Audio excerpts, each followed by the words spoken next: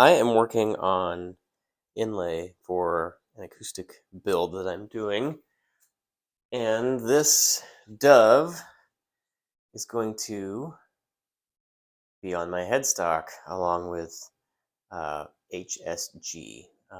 There's a deeper story to this guitar. I'm basically finishing it for somebody else.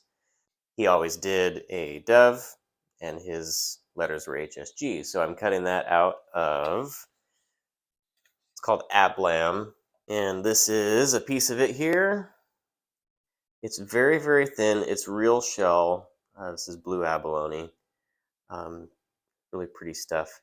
You can kind of see in some spots, like there is a seam line. Basically, they take really thin cuts of this veneer shell, glue it to an epoxy backer, and then that's the product. And I glue it to a wood backer, so it's thick and much easier to cut. It's less brittle that way, much easier to work. I wouldn't use this for guitar fretboard inlay because on this fretboard, it has a radius to it. It's kind of hard to see, but it is curved this way. And because this material is so thin, if I were to put it on the fretboard and then sand that radius in, it simply would just, I would lose all the edges of my image. So on flat things like the headstock, other areas of the guitar, this stuff is great, but just not for the fretboard. So keep that in mind if you want to try this yourself. This dove here is 3 pieces. I could have done it in one, but I decided to break it up to make it a little bit easier to get some sharper points in around the feathers where they kind of meet the body of the bird, right? So here's an idea from the side. You can see how thin the shell is. So now, with that part being done, I'm ready to move on to my letters using a jeweler saw. It's a super fine blade on here. The nice thing with about really thin shell with the wood backers, I can be a little bit more aggressive with the saw, whereas if this was just a thicker piece of shell, it's still quite brittle, and you kind of have to go slower with the saw, otherwise you get a bunch of chips and all that. But for what I'm doing here, this will work just fine. So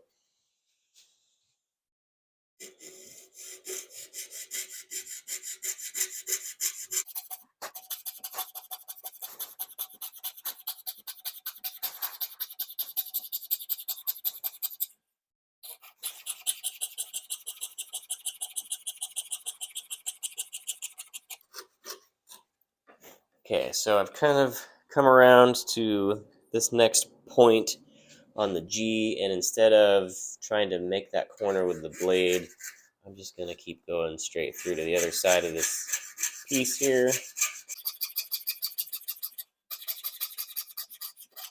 Okay, so that's free.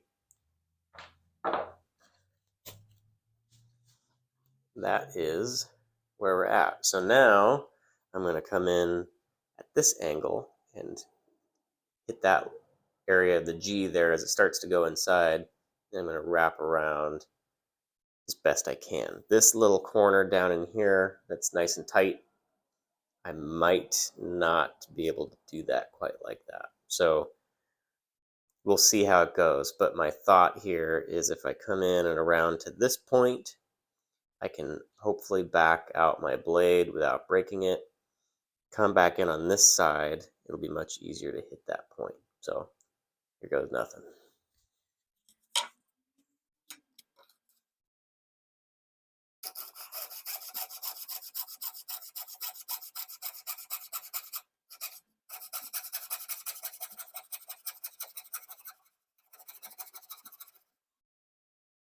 So something I'm running into already is as I was trying to make that corner, the backside of my saw here was hitting my piece.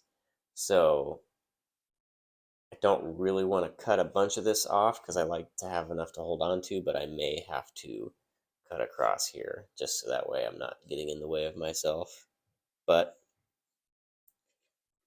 let's try.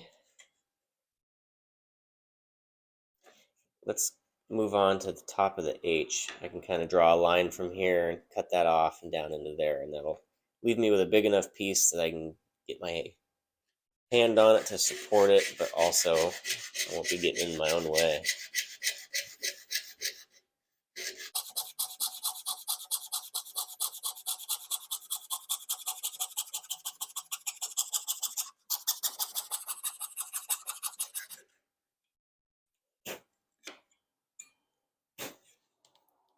Okay,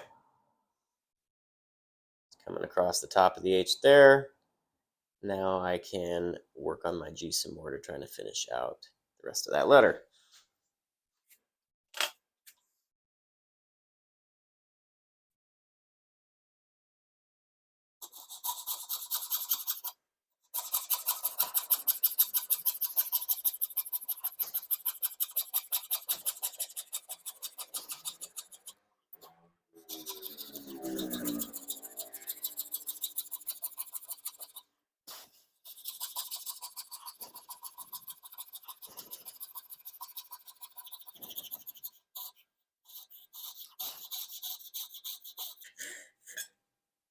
There's that.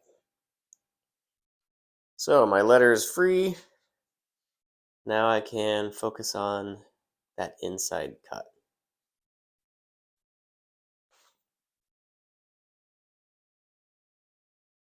Given that this is thin shell on a wood backer, I could probably get away with drilling a hole in the center of this piece, but I don't think I really need to in this case. At least I'm going to try without.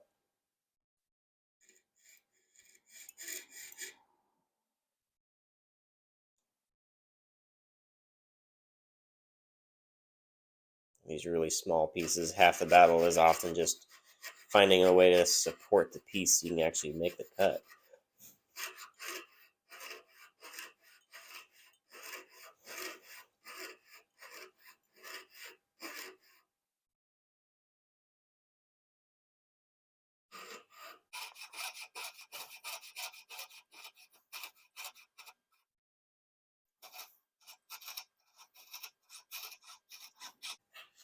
These jeweler saws you just have to go slow with, but they are pretty easy to bend around tight corners.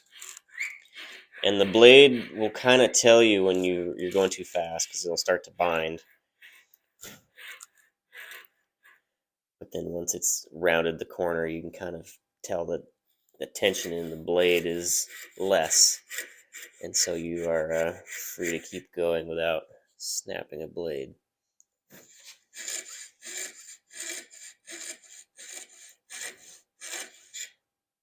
Kind of the story behind this guitar. So this was started by my late mentor. He, before he passed, had two guitars that he had started and didn't get a chance to finish. And now that he's gone, I'm the only one that he ever truly taught how to do anything guitar making wise. And so I have the honor of finishing his last two instruments. He went by the moniker or the name of Holy Spirit Guitars. And he almost always did a dove on the headstock. And the HSG was kind of his business logo. And so even though it's not him finishing it, and I don't go by Holy Spirit Guitars, I want to do right by him and finish it as he would have. And so I'm going to do that with both of these instruments.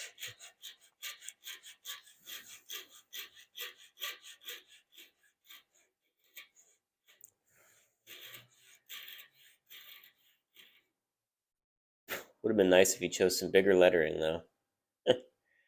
Okay, I think I got it.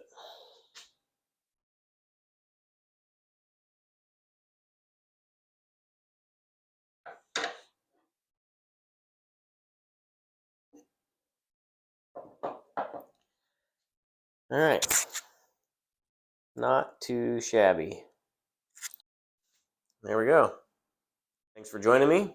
Like and subscribe, and I will continue to post little shorter videos like this, updating my builds, so that way you're not just getting one giant video at the end way after I've actually finished it. So let me know what you think. If you're an inlay expert and are watching this and have any advice, feel free to drop a comment. Have a great night.